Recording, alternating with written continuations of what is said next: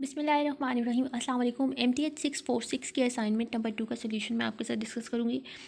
काफ़ी लंबी असाइनमेंट है तो आपने कोशिश करनी है कि इसको साथ साथ टाइप करें। तो यहाँ पे देखें लेक्चर नंबर 33 to 40 है। बेसिकली आपके पास गास सीडल मेथड जो आपने पहले न्यूमेरिकल एनालिसिस में पढ़ा होगा।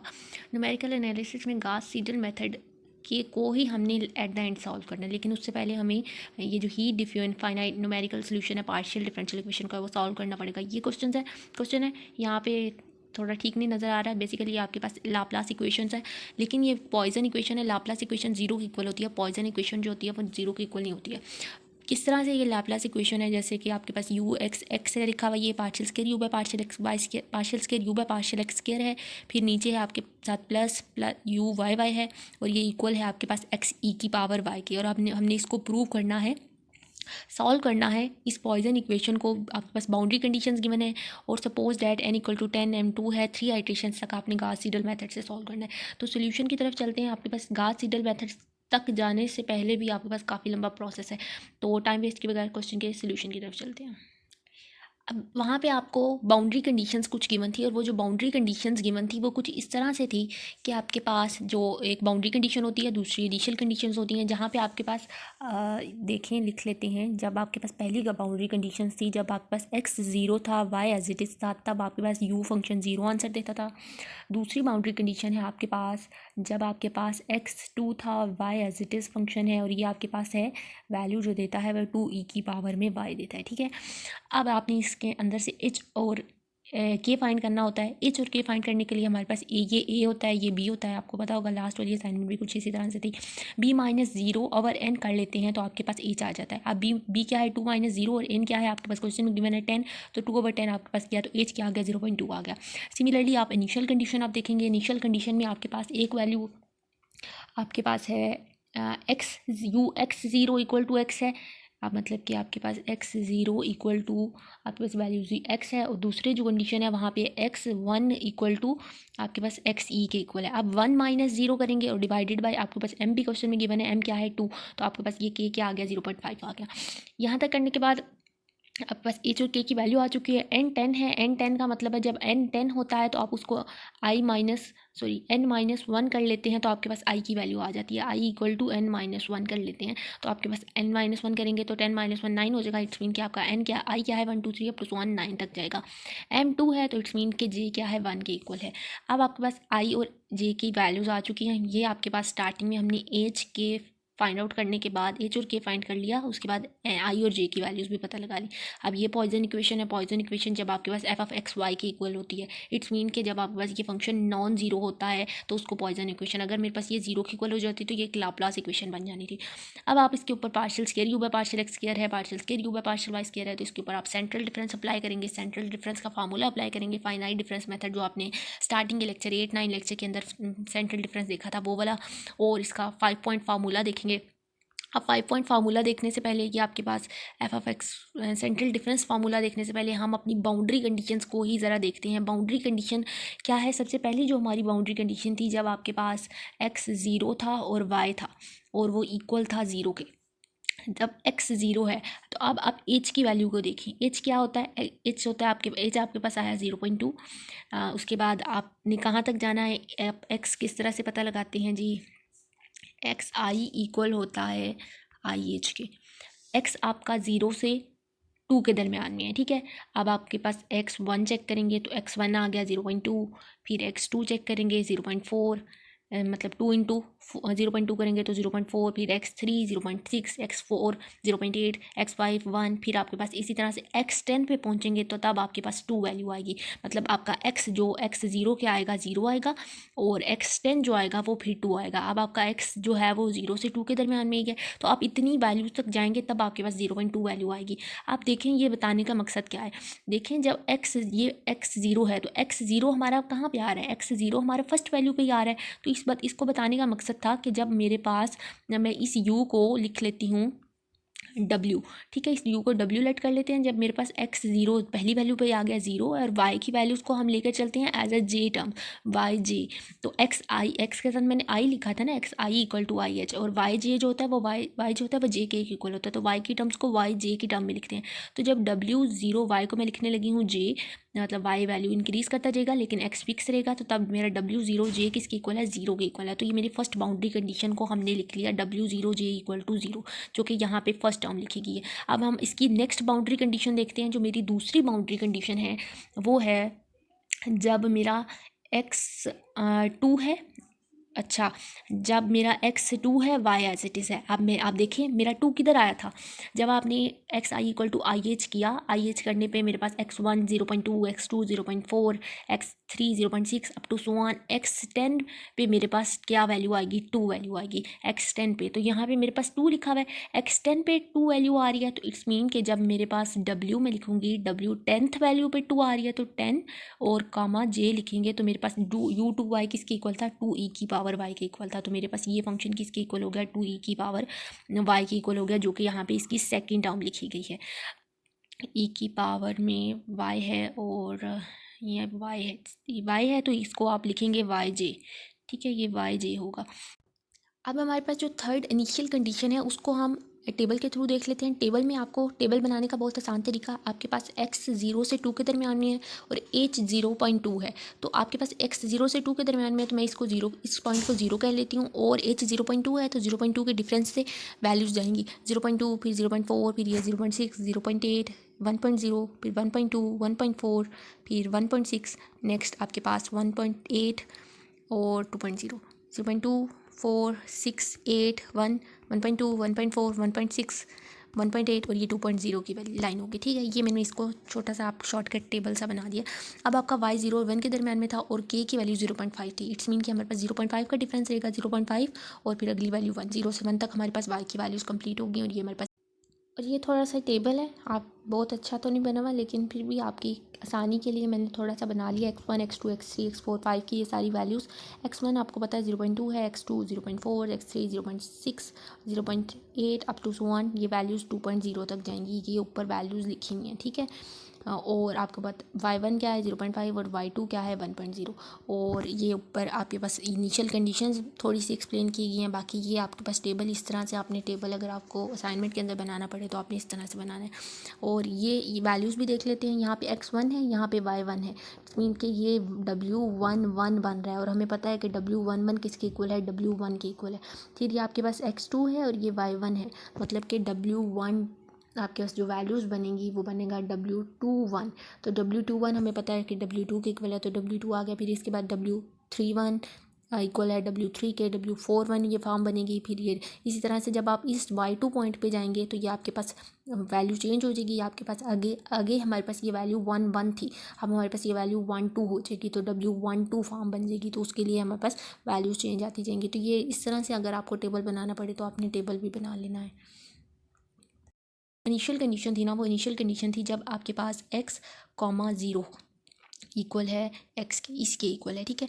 अब x तो फिक्स है, x तो वैल्यू फिक्स रहेगी, मैं इसको x एज इट इज़ लिखूँगी, x फिक्स रहेगा। और x किस टर्म में होता है, ith टर्म में होता है, x i। और जब y 0 है, अब मेरा y 0 किधर है, y 0 होगा मेरा x एक्सिस के ऊपर। अब मेरा y इस पॉइंट के ऊपर 0 है, जब मेरा y इधर 0 है तो अब इस वैल्यू को, मेरा y तो 0 ही रहेगा, तो मैं इसको लिखूँगी WI 0 इक्वल टू, मेरे पास ये इक्वल था x के, तो मेरा मतलब कि एक्स आई के इक्वल हो जाएगा। तो मेरे पास WI 0 किसके इक्वल हो गया, एक्स आई। थर्ड कंडीशन कंप्लीट हो गया। अब हम इसकी फोर्थ कंडीशन की तरफ चलेंगे। फोर्थ कंडीशन में हमारे पास जो कंडीशन है वो है, आपके पास क्वेश्चन के साथ देख लेते हैं, UX1 इक्वल है हमारे पास XE के, ठीक है। ये आपने साथ क्वेश्चन ओपन कर लेने। अब x तो फिक्स है, y1 है, y1 किधर आ रहा है, y1 मेरे पास आ रहा है दूसरी वैल्यू के ऊपर, ये इसकी पहली वैल्यू, ये इसकी दूसरी वैल्यू, तो y दूसरी वैल्यू के ऊपर आ रहा है, तो मैं इसको u को w लिख रही हूँ, और x तो फिक्स रहेगा तो x को मैं i लिख रही हूँ। फिर कामा 1 किधर आ रहा है, दूसरी वैल्यू पे, तो कामा 2 इक्वल आ जाएगा, x को ith टर्म में लिखते हैं x i e के। तो ये मेरे पास चौथी कंडीशन भी सेटिस्फाई हो चुकी है। इन कंडीशंस लिखने के बाद अब हम इसकी वैल्यूज़ को फाइंड आउट कर सकते हैं। इस बात को आपने ध्यान में रखना है कि ये आपके पास e की पावर में yj है, जो मेरा 4 लिखा गया, ठीक है। अब आपने नेक्स्ट हमारे पास क्या है, अब हमने इसकी वैल्यूज़ फाइंड करनी है। अब i है यहाँ पे WI 2 इक्वल टू XIE है, तो देखें i है तो मेरे पास आई की वैल्यूज़ देते जाएं। आई किधर तक है, आई 1 से 9 तक है, ठीक है। तो आप आई को 1 से 9 तक वैल्यू दे। जब हमारे पास जब आई 1 है तो x1 क्या है 0.2 और ई क्या है, ई की वैल्यू 2.718, तो दोनों को मल्टीप्लाई कर लें तो आपके पास ये आंसर आ गया। फिर आई को 2 वैल्यू दी, फिर आई को 3, आई को 4, आई को वैल्यूज़ देते जाएंगे। अब आई को 2 वैल्यू दी तो ये आपके पास x2 बन गया, तो x2 वाली वैल्यू पुट करेंगे, टेबल के थ्रू देखेंगे जाके। ये आपके पास जैसे x0 था, फिर x1 0.2 था, फिर x2 0.4, x3 0.6, इस तरह से ये वैल्यूज चेंज होती है। ये आपने सारा कर लेना है। जब आपके पास आई 9 तक वैल्यू जाएंगी तो इसका ये आए, और इसकी कैलकुलेशन ज़रूर करनी है इस सारे पार्ट की, ठीक है। ये x2 ई 0.4 को ई से मल्टीप्लाई करना है, फिर 0.6 को, इस सारी वैल्यूज़ की कैलकुलेशन ज़रूर आपने कर लेनी है। ये आपके पास मैंने इस एक इनिशियल कंडीशन को सेटिस्फाई कर लिया है, सॉल्व कर लिया। अब इसके बाद हमारा जो नेक्स्ट स्टेप है, अब हमने क्या करना है, इसकी वैल्यूज़ को सॉल्व करना है। हमारे पास 4 फार्मूला होता है, डायगोनल फार्मूला, उसको यूज़ करेंगे। लेकिन उसको यूज़ करने से पहले अब हम यहाँ पे क्या करेंगे, हमारा जे तो एक ही है, जे सिर्फ 1 है, ठीक है। और आई जा रहा है 1 से 9 तक। हम आई की 1 से 9 तक ही सारी वैल्यूज़ को कैलकुलेट करेंगे। अब हम जे को तो हमारा फिक्स है, जे 1 ही रहेगा, और आई को इंक्रीज़ करते जाएंगे, और जे फिक्स ही रहेगा। लेकिन उससे पहले आपने यहाँ पे फार्मूला लिख लेना है। मैंने यहाँ पे फार्मूला लिखा, मैं इसको साथ में फार्मूले को लिख लेती हूँ। हमारा जो फार्मूला है वो ये है, 4WI, जे -9, फिर एक दफ़ा W है और नीचे I -1 रहेगा, साथ में जे, फिर इसके बाद -9, फिर हमने आगे यहाँ I -1 लिखा है, फिर I+1 रहेगा, I+1 जे, फिर -9, फिर हमारा I फिक्स रहेगा, फिर एक दफ़ा J -1 आएगा, और फिर एक दफ़ा J -9, और फिर एक दफ़ा WI, और एक दफ़ा J+1 आएगा, ठीक है। और ये इक्वल होगा -1/4 FIJ के। ये हमारे पास फार्मूला है, आपके हैंडआउट्स के ऊपर भी लिखा हुआ है, नीचे भी मैंने कहीं लिखा होगा, आप वहाँ से भी देख सकते हैं। ये फार्मूला लिखा हुआ है, ठीक है। ये अब आपने इसको आई को वैल्यू, जे तो हमारा फिक्स हो गया, जे हमने 1 फिक्स कर लिया, और आई को वैल्यूज़ देते जाने हैं। आई को मैं इसको ऐसे कर लेती हूँ ताकि मैं फार्मूला नीचे से ही देख लूँ। ओके, आपने इसको बड़ा कर लिया अपनी स्क्रीन को। अब मैंने आई को 1 वैल्यू दे दी, और जे मेरा 1 ही रहेगा, जे मेरा हर टर्म के अंदर 1 ही रहेगा जब मैं आई को इंक्रीज़ भी करती जाऊँगी। अब 4 आई और जे की वैल्यू दी, आई को 1, जे को भी 1, फिर 1 -1 आई की वैल्यू, और यहाँ पे जे की वैल्यू 1 हो गई। फिर आई की वैल्यू 1 है, 1 -1 0 हो गया, और जे की वैल्यू अगेन 1 होगी। तो आपके पास इट्स मीन यहाँ पे मिस्टेक हो गया, यहाँ पे I+1 है, I+1 क्या हो जाएगा, 2 हो जाएगा, और J 1 हो जाएगा। फिर इसके बाद I और J -1 करेंगे, तो J -1 क्या है, 1 -1 करेंगे, तो I तो 1 ही रहा, J 1 -1 0 हो गया। फिर I 1 ही रहा, और J+1, तो 1 + 1 2 हो गया। फिर उसके बाद -1/4 और I भी 1 है, J भी 1 है, तो -1/4 F1 हो गया। अब 4W11 W01 W, ये इक्वेशन आपके पास बन के आ चुकी है, ठीक है। अब आपने पीछे देखेंगे कि आपके पास कौन कौन सी वैल्यूज़ अभी हमारे पास इनिशियल कंडीशन के अंदर आ रही हैं। आप देखें जो W01 है, W01 हमारे पास कोई भी ऐसी W01 अगर हम चेक करें तो W0J, अब J को हम डिफरेंट वैल्यूज़ देंगे, J को हम सिर्फ 1 वैल्यू दे सकते हैं, हमारे पास पता है, हमें क्वेश्चन के अंदर से पता चला। अब J को 1 वैल्यू दी तो W01 किसके इक्वल है, 0 के इक्वल है, तो इट्स मीन कि W01 वाली टर्म यहाँ पे किसके इक्वल हो चुकी है, 0 के इक्वल हो चुकी है। इसके बाद W21, अब आपने एक फार्मूला ध्यान रखना है, और वो फार्मूला आपके हैंडआउट्स पे लिखा होगा। ये एग्जाम्पल नंबर 26 की स्लाइड है, जहाँ से आपको पता चलेगा कि W1 किस तरह से W11 जो है वो आपके पास W1 के इक्वल हो जाएगा। तो आपको IJ की वैल्यू पता, I हमारे पास 1 है, यहाँ पे आप इसको साथ कंपेयर कर लें, I 1 है, और J भी हम क्या ले रहे हैं, 1 ले रहे हैं, और ये किसके इक्वल है, WL के इक्वल है। और WL का फार्मूला क्या है, L इक्वल है इस फार्मूले के I + M-1 - J n-1 के। I क्या है हमारे पास, I हम ले रहे हैं, हम यहाँ पे वैल्यूज़ को पुट करते हैं। I हमारे पास 1 है, प्लस आपके पास M-1, M हमारा क्वेश्चन के अंदर 2 था, 2 - 1, और J क्या है हमारे पास, J हमारे पास जो आया वो 1 आया। उसके बाद n-1, और n क्या है हमारे पास 10 - 1, और 2 - 2 ये वैल्यू 0 हो जाएगी, और तुम्हारे पास जो WL हमारे पास क्या आ गया, L क्या आ गया हमारे पास, L1 आ गया। तो जो W1 है वो किसके इक्वल हो चुका है, जो W1 है W11 के इक्वल हो चुका है। इसी तरह से अब आपने आई को मज़ीद वैल्यूज़ देनी है। W21 जो है वो आपके पास इक्वल हो जाएगा W2 के, W31 W3 के। यहाँ पे इसके अंदर सारी कैलकुलेशन करके बताई गई है। यहाँ पे सारी वैल्यूज़ को पुट कर लिया, यहाँ से 4W11 को मैंने डायरेक्ट W1 कर दिया, W21 को W2 कर दिया, और ये जो W10 और W12 है दूसरी साइड पे जाके प्लस हो जाएंगे, यहाँ माइनस साइन के साथ है। आप W10 की वैल्यू पुट कर लें, W10 की वैल्यू आपके पास क्या होगी, W10 की वैल्यू चेक करने के लिए आप यहाँ पीछे जाएंगे। ओके, W10 की वैल्यू यहाँ से आपके पास जब आपके पास I1 होगा तो W1, और कामा 0 उधर ही, और इक्वल है एक्स आई को भी वैल्यू क्या वैल्यू देंगे, 1 वैल्यू देंगे, और x1 किसके इक्वल है 0.2 के। तो W10 की वैल्यू के आगे 0.2 आ गया, तो W10 की वैल्यू पुट की 0.2।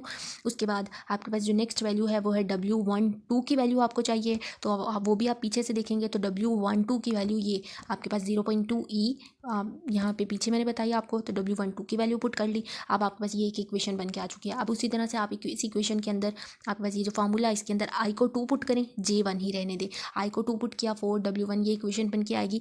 अब बाकी आपने टर्म्स चेक कर लेनी है। एक्चुअली ये लिख के स्कैन किया गया है, तो इसलिए ये आपको अगर कोई मसला हो रहा हो तो आप इसकी क्वालिटी अच्छी कर लें, तो आपको ये बिल्कुल सही ऊपर से क्वालिटी सेटिंग पे जाके वीडियो के क्वालिटी को 360 या 240 पे जाके देखें तो आपको वीडियो बिल्कुल सही नज़र आएगी।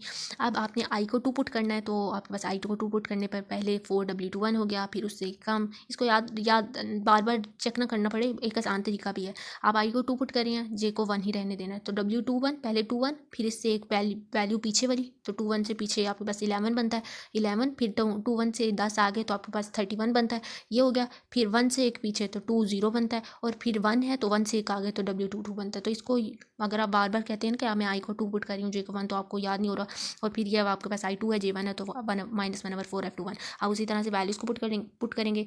ये W21 को W2 कर दिया, 11 को 1 कर दिया, W31 को W3 कर दिया, W20 की वैल्यू हमें पता है 0.4, और W22 की वैल्यू भी हमें पता है 0.4 ई। ठीक है, इसको ठीक कर लेना है आपने, स्कैन प्रॉब्लम 0.4 ई हमारे पास ये आ गया। अब आपने आई को 3 वैल्यू देनी है, J1 ही रहा। पहले मैंने आपको जैसे आपको बताया 31 लिखेंगे, फिर उससे कम 10 कम तो 21 लिखेंगे, फिर 31 से 10 आगे तो 41 लिखेंगे, फिर 1 से एक कम तो 1 से एक कम 0 30 बनेगा, फिर 1 से एक ज़्यादा तो 32 बनेगा, और बाकी इक्वेशन, बाकी आपने वैल्यूज़ को पुट करना है आपके पास ये इक्वेशन। फिर आप आई को 4 वैल्यू दें, आई को 4 वैल्यू देंगे तो आपके पास पहले 41, फिर इससे 10 कम 31, फिर इससे 10 ज़्यादा 4, 1 से 10 ज़्यादा फिर 5 1, फिर 1 से एक कम तो 4 0, फिर 1 से एक ज़्यादा तो 4 2, आपको ये इक्वेशन। बाकी आप इसकी वैल्यूज़ को पुट करेंगे तो आपके पास इसको रीअरेंज करके ये इक्वेशन बन के आ जाएगी।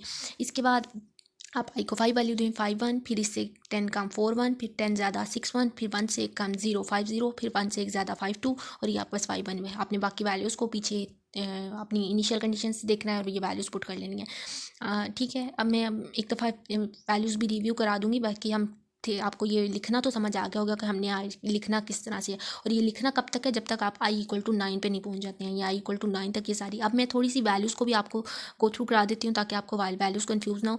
हम यहाँ तक देख चुके थे, W30 को देख लेते हैं। W30 की हमें यहाँ पे वैल्यू चाहिए इस W30 की और W32 की, तो W30 को पीछे से देख लें, I को सिंपल 3 वैल्यू दें, यहाँ पे I को W30 यही बनता है, तो I को 3 वैल्यू दें,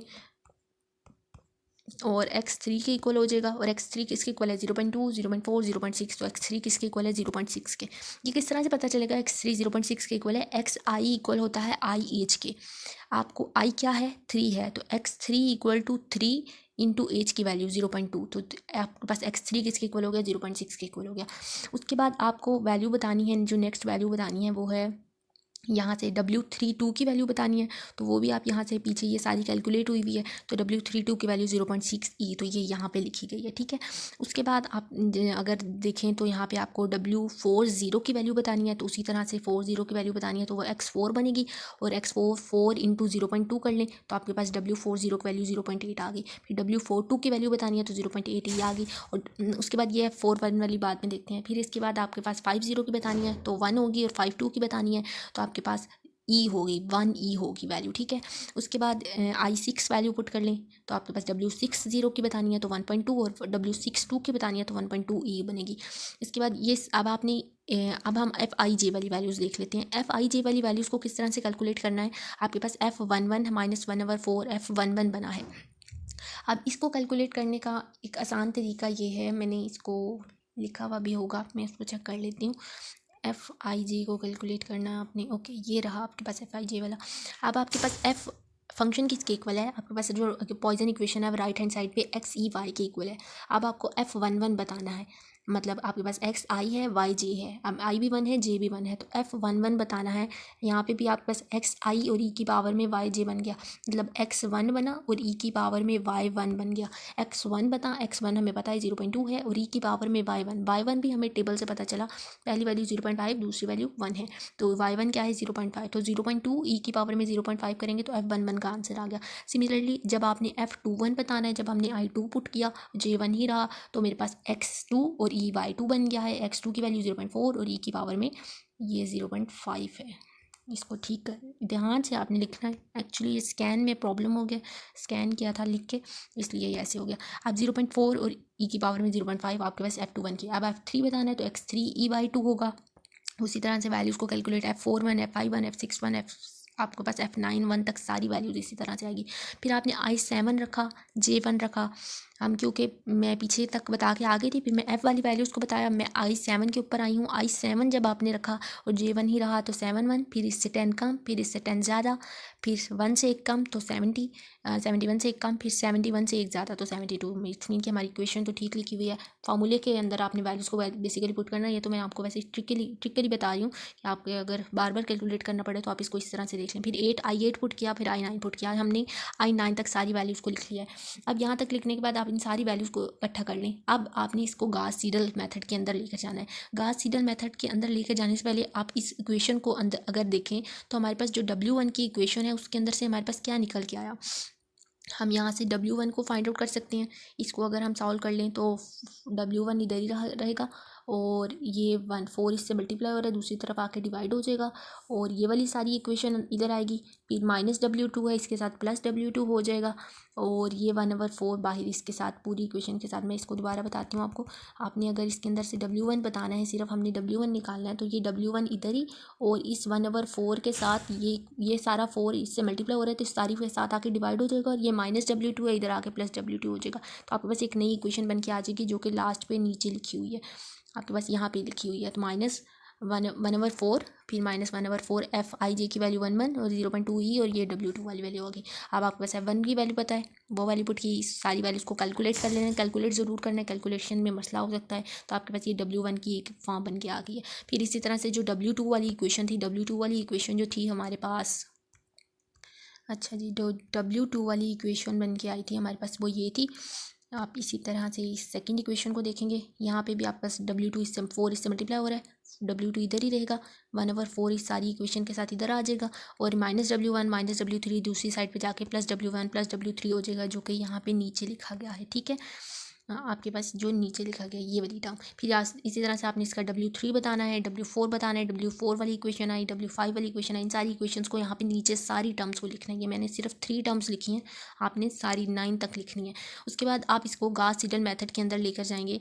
गॉस सीडल मेथड के अंदर लेकर जाने के लिए आपके पास जो W1 वाली इक्वेशन थी, इसको थोड़ा सा कर लेते हैं ताकि हम W1 वाली इक्वेशन देख सकें। ओके, जो W1 वाली इक्वेशन थी वो ये वाली आई थी, 1/4 W1 = W2। अब W1 वाली इक्वेशन में हमेशा उसकी पावर में n+1 और जो आपको वैल्यूज़ नहीं पता, आप W2 वाली वैल्यू नहीं पता तो उसकी वैल्यू पावर में n आएगा। सिमिलरली जब आप W2 वाली इक्वेशन लिखेंगे तो W2 की पावर में n+1 और फिर इस 1/4 ये सारी इक्वेशन एज इट इज़ और ये W1 है, W2 जो लिखा गया, W1 की पावर में भी W1 तो ऊपर हमारे पास आ चुकी है ना वैल्यू, तो W1 की पावर में n+1 और W3 अभी नीचे है तो उसकी पावर में n और बाकी ये वाली इक्वेशन आ गई। फिर W3 वाली आपने बतानी है तो W3 की पावर में n+1, W2 ऊपर अभी ऊपर हमारे पास उसकी इक्वेशन आई है तो उसकी पावर में n+1 और W4 अभी नहीं आया तो उसकी पावर में n होगा, तो हमारे पास ये इक्वेशन आ गई।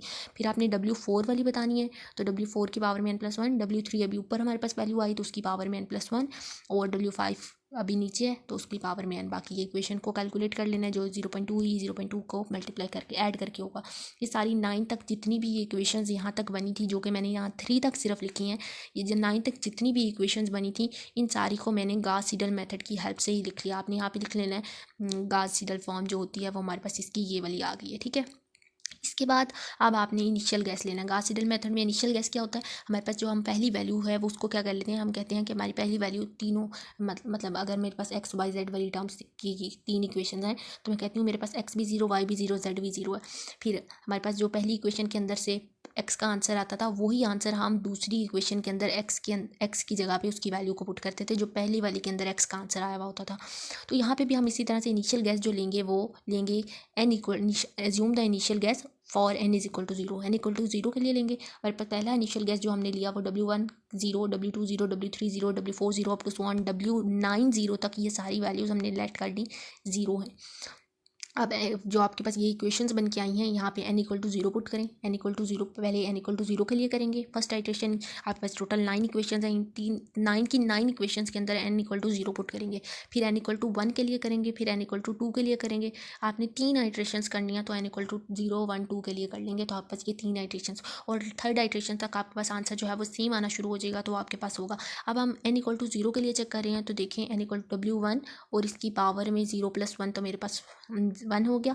उसके बाद 1/4 और W2 और इसकी पावर में n की जगह पे 0 पुट किया और ये आगे वाली इक्वेशन। और W2 की पावर W2 0 अभी हमने लेट किया 0 ही है, हमने जो लेट किया था और ये वाली वैल्यू बाकी बची और ये 4, इन दोनों को डिवाइड करेंगे तो W1 1 का हमारे पास आंसर आ जाएगा। फिर आपने W2 फाइंड करना है तो W2 फाइंड करने के लिए मैंने इसको फाइंड आउट किया है, ठीक है। n इक्वल टू जीरो के लिए आप बस ये इसका W2 फाइंड करना है तो n equal to zero put किया तो W2 1 हो गया। फिर यहाँ पे W1 और W1 की पावर में n+1 होगा ना पीछे वाली वैल्यू तो W1 0 + 1 बन गया। अब W1 1 का आंसर तो हमें पता है तो इसकी जगह पे जो आंसर अभी ऊपर आंसर आया है वो वाला वैल्यू पुट करेंगे, जीरो नहीं पुट करेंगे। गॉस सीडल मेथड में होता ही है, जो ऊपर वाला आंसर आता है वो वाली वैल्यू पुट करते हैं। ये वाली वैल्यू पुट की W3 0 का हमें अभी आंसर नहीं पता तो उसकी वैल्यू हमने जो लेट की वो 0 है, बाकी इसको कैलकुलेट करेंगे ये। फिर W3 वाली चेक करनी है तो W3 वाली जब आप चेक करेंगे, आगे मैंने डायरेक्ट कर ली इसलिए पीछे चलते हैं। तो W3 वाली जब चेक करेंगे तो आपके पास W2 वाले का भी आंसर आ गया, W4 वाले का नहीं आया तो इसकी जगह तो 0 पुट करेंगे, लेकिन W2 वाली की जगह पे जो इसका आंसर जो यहाँ पे आया ना वो वाली वैल्यू यहाँ पे पुट करेंगे, दोनों को ऐड करेंगे, 4 पे डिवाइड करेंगे तो हमारे पास इसका आंसर आ जाएगा।